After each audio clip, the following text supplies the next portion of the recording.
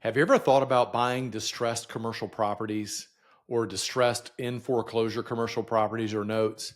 Well, if you have, or you haven't, but you might be interested in that, then you need to listen to this episode.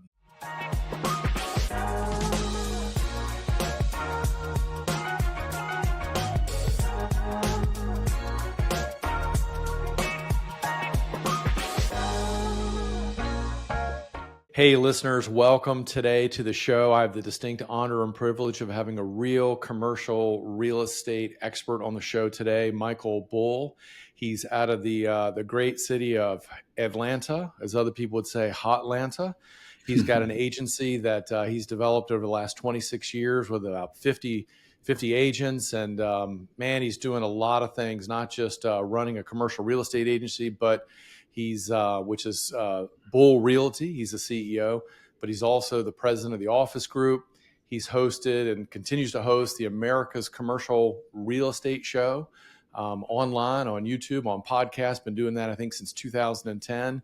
And he's also the creator of the Commercial Agent Success Strategies training session or training system where you can learn to take your game to the next level if you're in commercial real estate. So a lot of experience, a lot of success, and a lot of wisdom. So Michael, welcome to the show today, man.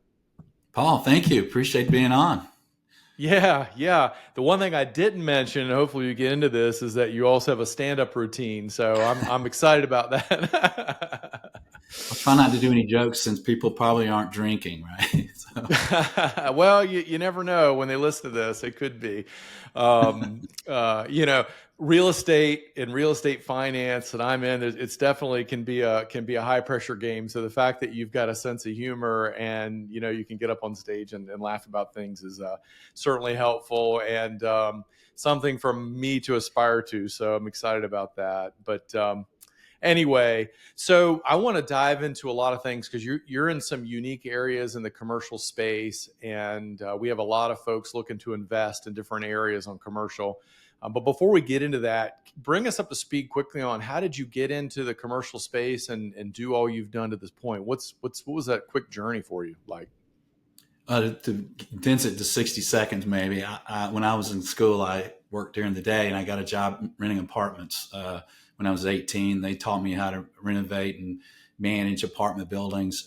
And then right before I turned 20, a bigger company hired me, and I ran their property management company and started selling apartments at 19. And at 22, became a commission-only salesperson and focused mainly at that time on apartments. And then built a really nice practice of selling multifamily in Atlanta. And then started Bull Realty, so I'd have a company name known for integrity, and started that, and then that grew, and now kind of got, and I started the show in Atlanta on one radio station in 2010, and started that. Our first show was on commercial loan workouts, and I remember doing that show, and when I left out of the studio, I went, wow, this would be really valuable for a lot of people around the country. And so we started actually telling people about the show, and it grew. And then, 3-4 years ago, I started, did some video training for brokers in front of a live audience with 3 cameras and started putting that out. So brokers around the country license those video training systems, and they're in the cloud, so they're kind of easy to use. And so that's kind of how I got where I am. Oh, that's neat. So kind of, but did you grow up saying I want to be in commercial real estate my whole life, or it just kind of fell into it when you're 18 with the apartment thing? I thought I wanted to go into law, and then the law seemed like a lot of arguing and fighting and a lot of research, and I realized I liked dealing with people, and every day I think dealing with people is very fun. And in commercial real estate, we're still dealing with people, right? So when I started, renting the apartments, and I kind of got a lucky break there to get that job. And when I started realizing just helping landlords and tenants and stuff, how fun that was, that's how I started. I enjoy, and I still enjoy doing deals today.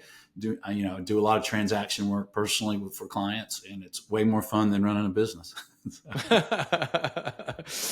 Yeah. It's everyone wants to be the business owner, the entrepreneur. We talk about building the business instead of working in the business, but a lot of times those entrepreneurs start as that technician working in the business, and it's because you're doing something that you're either really gifted at or that you love doing, right? Yeah.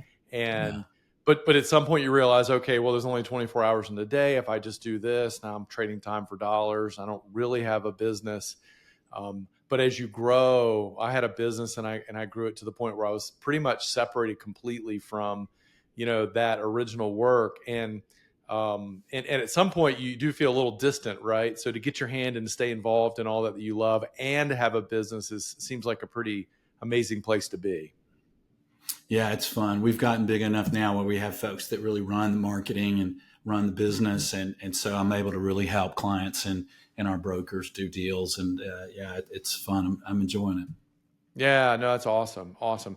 Okay, so switching into, what's going on, and you're headquartered in Atlanta, but you really focus most of your business in the southeastern states, right? I think you're 8 or 9 different states down there. And so you've been around for a while. So you mentioned workouts in 2010, and I know there are some sectors right now that there's some talk about maybe that, particularly office and so forth. And so interesting how history can repeat itself in some areas and in different areas. Can you address a little bit, sort of at a high level, you know, since you're in many different asset classes, from an investor standpoint, what do you see happening now and in the next several years to the commercial space? And, in context with your experience in the past, since you've been around for a while, again, you've seen some cycles. You went through 2010, so the Great Recession and all that, and you got started, I'm thinking, in the late 90s. Is that about right? Really late 80s. I'm an Late old 80s. guy. Okay. Yeah, Okay. I went through a recession really early on when Freddie Mac became the largest apartment owner in the country. Yeah, it Mm, was my first one. So been through several downturns. okay. So you've seen the cycles, the boom and the bust, and that sort of thing. So with your experience and with all the, the world, the state of the world we're in now, what do you see? Yeah. Well, one time when people ask me that are not in commercial real estate about the cycles, I suggest, or ask me about the market, I suggest to them this: if you're at a cocktail party and everyone's talking about how great real estate is and they're flipping contracts and all of this, it's time to sell. And at the cocktail party they're talking about, oh, office is terrible, everybody's, it's a terrible market, you should be buying. So that's the first advice to tell people: contrarian investing, and making moves. But I think this downturn is real. It's not like the 2009. It's not that bad. The economy's better. There's a lot more liquidity. There's lower debt ratios. That it's a different market, but there is a lot of distress, and a lot of folks that had adjustable rate mortgages are coming to doubling their interest rates, and so there's a lot of properties that are in trouble. There's a lot of banks selling notes, and they're selling them in packages or individually to pretty big groups, and then some of the banks and some of those groups are actually starting to work through and do some foreclosures. So we're already working on foreclosures in senior housing, multifamily, hotel, industrial, believe it or not, and then a lot of office. So we're seeing some distress in the market, but I think folks, you want to be careful and realize that the market is different for every market, city, submarket, in every building. Right, you can have two identical buildings across the street. One could be distressed, and one could be very valuable, based on the tenant and the lease. Right, so we're seeing a lot of property types are doing really well. Retail's doing well, industrial's doing well for the most part. Office is the big office buildings with big spaces, and the big larger downtowns are suffering. But a lot of the office is doing well. Medical office is doing well. Government leased office is doing well, which we sell both of those. And Hmm. then if you look at multifamily's done well. The only challenge there seems to be, rents were going up so fast. Some markets 10% a year, which was crazy, right? Right. And Yeah. now there's a recovery, there's a correction there, if you will, right? So a Mhm. lot of the rents are kind of stabilizing, and depending on what market you're in. So if you had investors who underwrote really high rental increases every year and didn't Mhm. underwrite a rate increase on their mortgage, some of that's gonna be problematic, or they're gonna put a lot of cash in. So I think it really depends on the market. In Atlanta, where we're headquartered, I got a building right now we just put on the market for a bank yesterday that, get this, is 73,000 square feet, and you can get it for $57 a foot. Now, I'm not talking about renting it. I'm talking about owning it, and it's Yeah. completely built out. I mean, it's not bad space. It's on a pond. It's in a good area, so Mm. it's a pretty crazy time. But then we've got some small office buildings, that we're getting 400 or more a foot for, that are in good areas and smaller. So it seems like the smaller the building, Mhm. the less problematic it is, right? And then Mm. users, typically most users are buying the smaller buildings anyway, and so that keeps that market stronger than these big office towers who are really having some struggles and price reductions.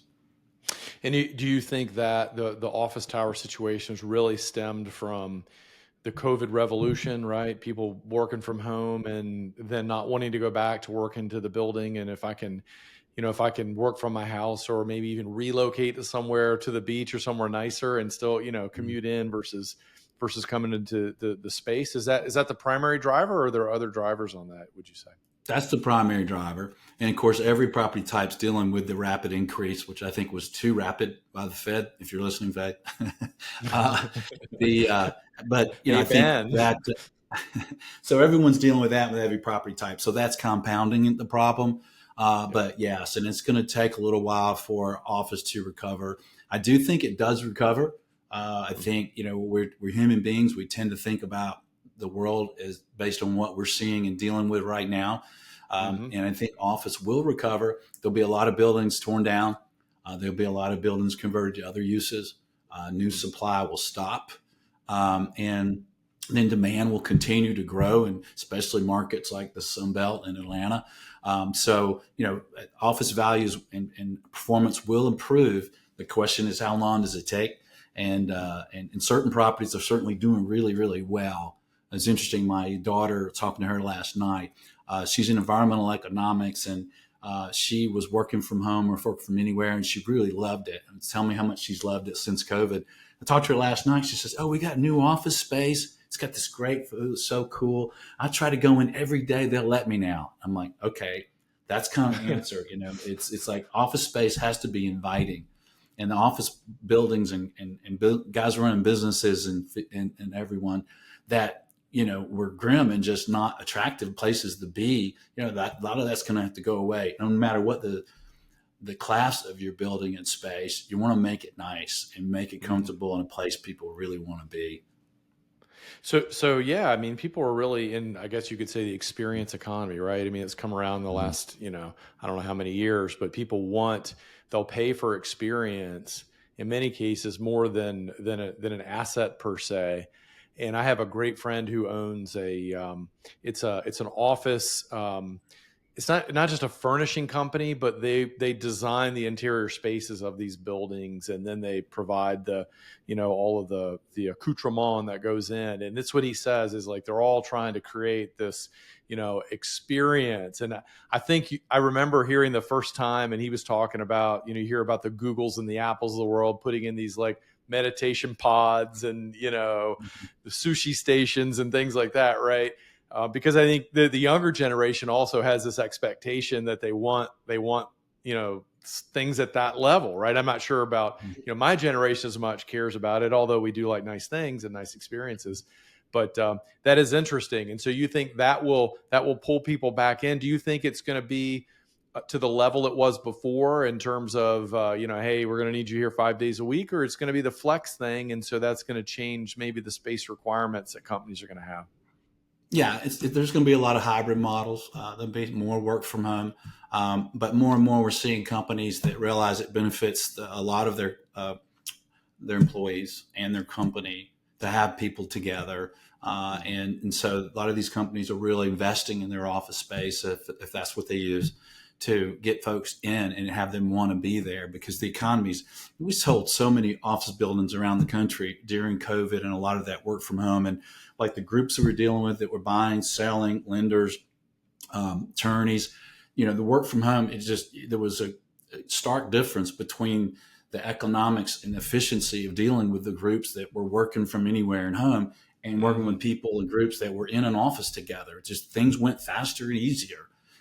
So I think more and more you'll see people, want to be back in the office and want to be together. And, some people have suffered, from being alone and being in one place and not having another place to go to and get dressed up to go, right, and see other people. So it'll come back, but the demand won't be as high as it was percentage wise. I think a lot of folks might go to 4-day weeks or 3-day weeks and pretend we're working on Mondays and Fridays at home. But I said on my show, look, I've got the solution to all this. Let's just go to a flat 4-day work week, and, and say, all right, we'll just pay you for Friday. We know you're not going to work from home anyway. Just take the whole day off. Let's just do 4.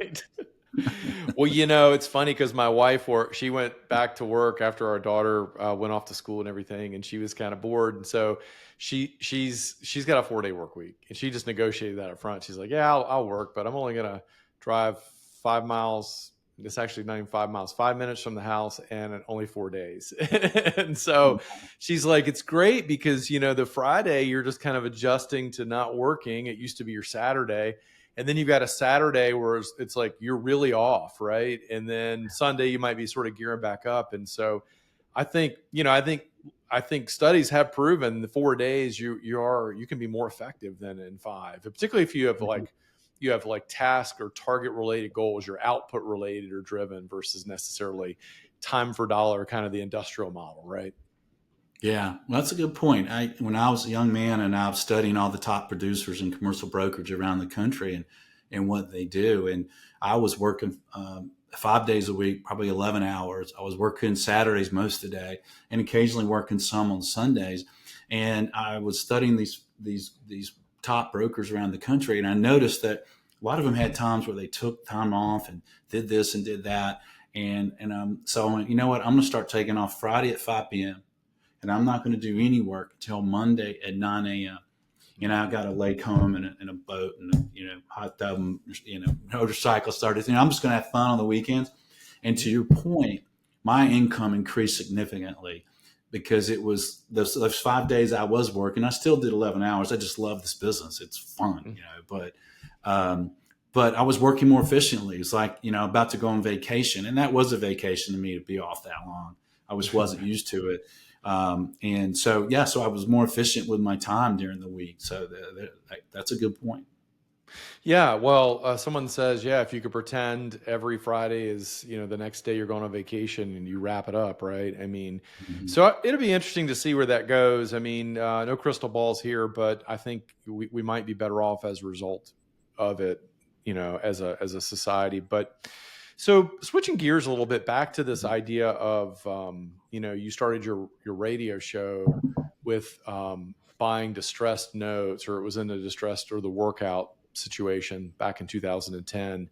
And, I know you mentioned that we're in a distressed area now with some properties, which creates opportunity for a lot of people. And so, the people that are doing well are always looking for great opportunities, right? A lot of our investors. So talk a little bit about the banks selling notes and some of these REO properties and so forth.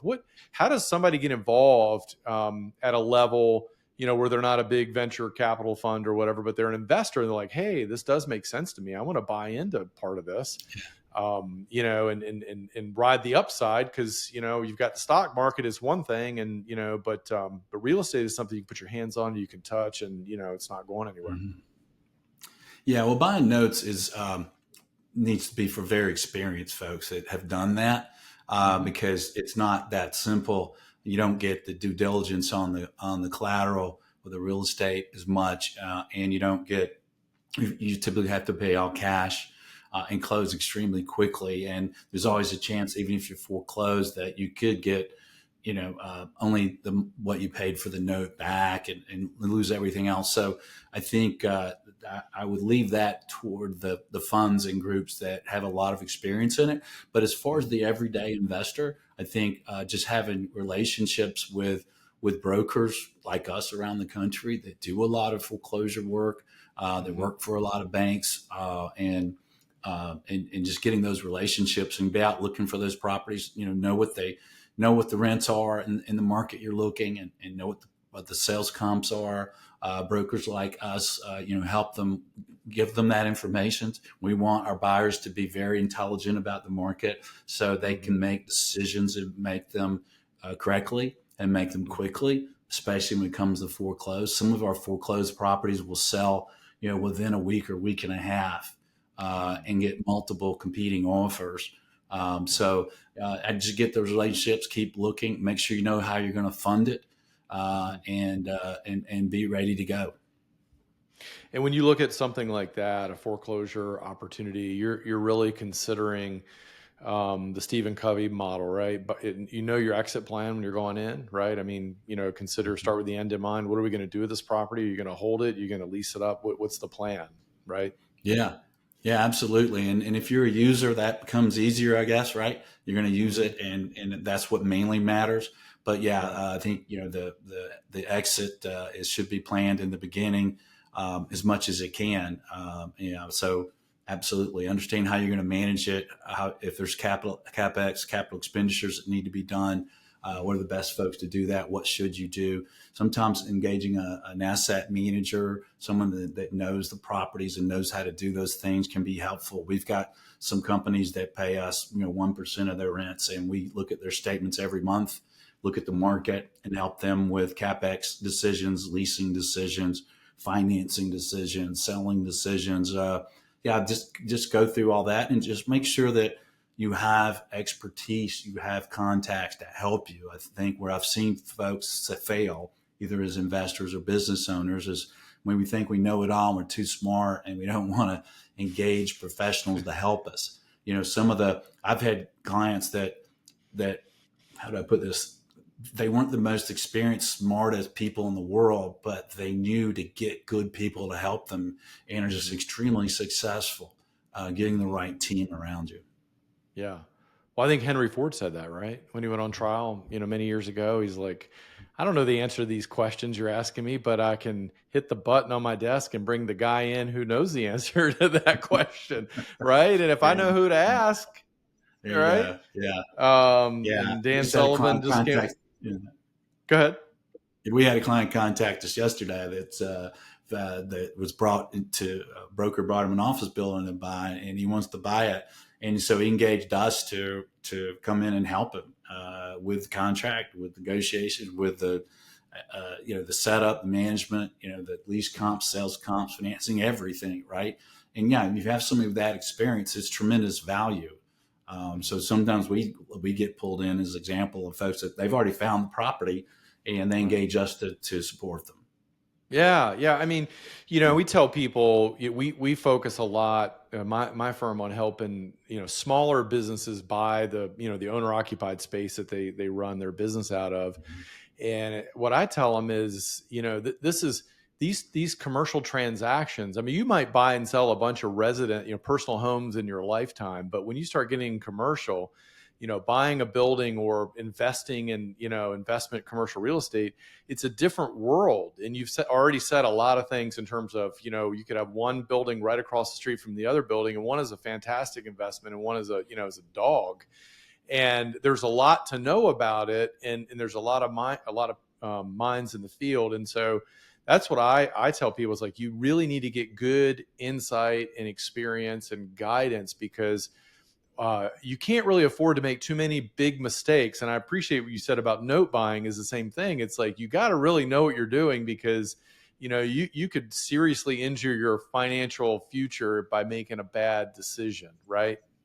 Yeah, absolutely. And to your point, when people ask me about engaging a broker for various things, we have folks in every property type, and I've been doing here in our group, and we've been doing this a long time. And, I see investors and owner occupants, what they do. And if you're ever going to engage a broker exclusively to do something, the best time to do that, and you should do it every time, is when you're a user looking to lease or buy space. I think it's really imperative that you have an experienced tenant buyer rep on your side that's helping you through the whole process so you can continue to run your business and get that advice. So maybe you can sell a building without a broker. I wouldn't recommend it. You can definitely buy buildings and things directly from brokers.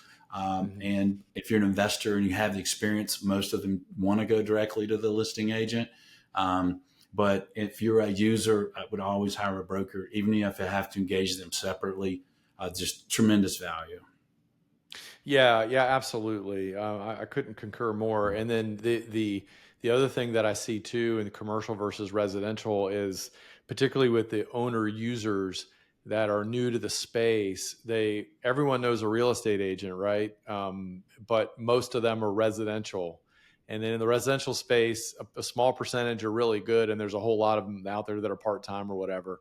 And so I always tell them, make sure you find a really good commercial real estate agent or brokerage that you can work with, because you guys know the market differently. You understand things that the residential guys don't know, right? And correct me if I'm wrong, but from my observation and understanding, Michael, and experience, that there's a market there's you guys have a much better relationship with other agents and brokers in your market. You guys are always talking, and I won't say horse trading, but it's a smaller community, right, than on the residential side. And so just by having that smaller community, the intelligence and information level is so much higher than someone going to LoopNet or whatever and trying to find a residential, agent trying to find a building per se for a Mhm. one of their clients. Yeah, yeah. I mean, that's a good point. Residential agents doing commercials can sometimes be transaction risk is high for them and for their clients, and they really should disclose their experience level, especially if they have none, to the client before they get involved in that. And as the client, sure, I'd recommend that you find somebody that's really good and specialized in what you want to do. For example, when I talk to somebody talking about getting in the business or dealing with brokers, and they say, well, what's that broker do? Even in commercial, well, he does everything. Jack of all trades, master of none. All right, well, if you're doing a little small deal and they're familiar with that market, that might be fine. But if you're in a larger market and it's a larger transaction to you, you may want to look for somebody who specializes in the property type.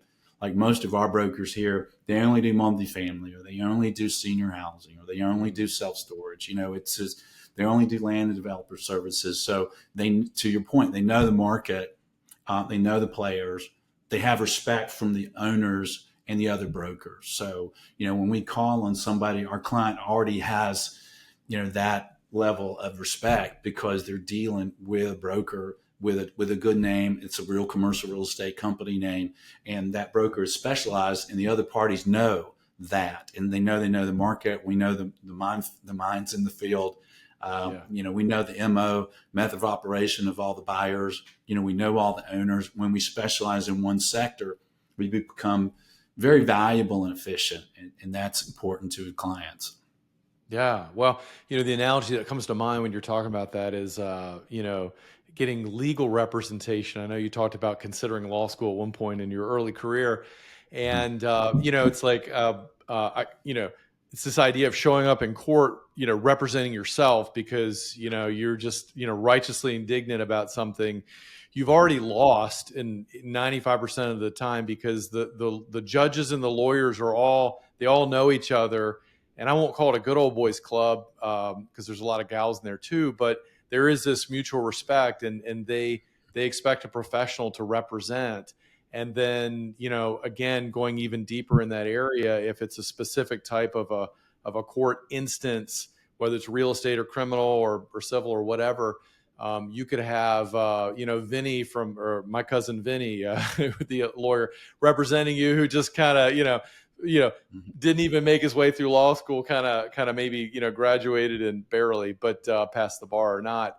Or you could have someone who's highly specialized and competent in that specific area. And it just changes the game when you show up, right? I mean, and how you show up makes all the difference in the negotiation and what terms you're going to end up with at the end of the day. And also someone who, I think from a representation standpoint has the ability and the experience and enough success to say, maybe this isn't a good deal for you. Part of my Absolutely. representation is like, let's talk through why you want to do this and, now versus whatnot. Yeah, I've had several people thank me that engaged me to buy properties where when I got involved and did the due diligence and things, I told them not to. And Yeah. it's interesting, you get that call back in 6 months or 2 years ago. Thank you. Thank you. Yeah. Yeah. You Yeah. didn't just try And to get a maybe, commission. yeah, I know. It's like, well, Yeah. and maybe it's their wife calling you, right? Saying, thank you. You didn't let him do that. Cause Yeah. when you see him at the lake on your boat or whatever, but no, I mean, it's a matter of integrity and if you have deep roots, then you're going to do the right thing. And, for you, putting your name on the company obviously is critical because your name is out there. But Mhm. you know that's the type of person you should look for because I mean, it's the real deal, right? I mean, you're making long term decisions, and they impact generally not just yourself, but your family. If you have a business, your employees, your staff, and all that, and you want to make the best decision possible. Nobody has a crystal ball, but put yourself in a position to win, right?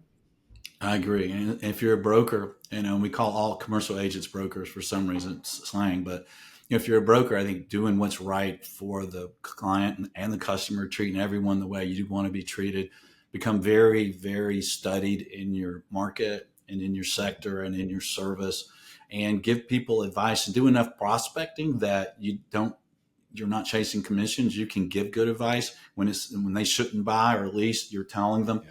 right? And because this business, the referrals and the repeat business is fantastic.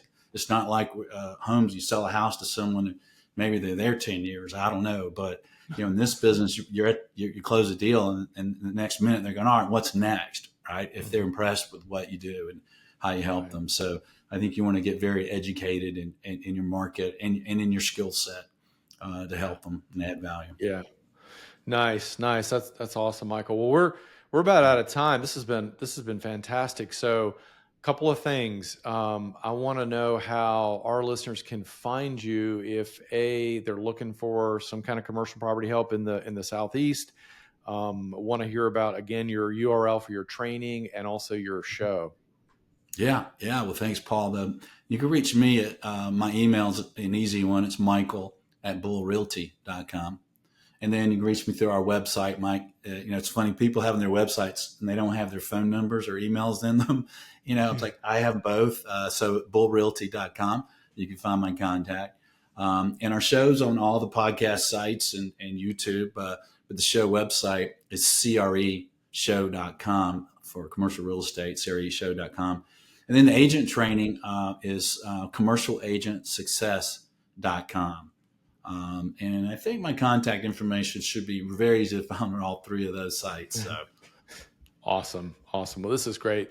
We'll get in the show notes, of course, but this is fantastic. I really appreciate your perspective and again, your experience, because it means a lot. Someone is coming on that's you've done a lot of really interesting things, not just been successful as an agent, but built a business itself. And then some of the other things with the giving back with the training and the community and all that's just awesome.